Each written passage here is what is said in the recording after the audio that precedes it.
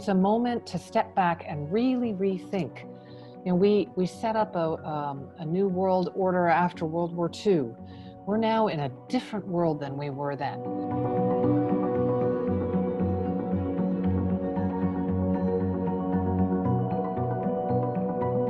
There is an opportunity to put those funds straight into jobs that will accelerate the pace of the decarbonization. So we actually just had a report from the International Renewable Energy Agency about the trillions, literally, that are there that are possible in investing in renewable energy, which is cheaper in most places than fossil fuels, specifically in the electricity sector, but also moving into the transportation sector. So we have a chance to both put people back to work and to chart a different future in a short time frame.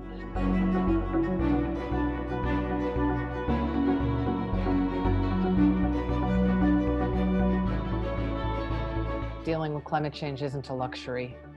Dealing with climate change is a life and death issue, and it has massive economic consequences also for people, for farmers who are suffering droughts in their countries, for particularly people in harm's way of intense weather events, and those are things that are happening right now.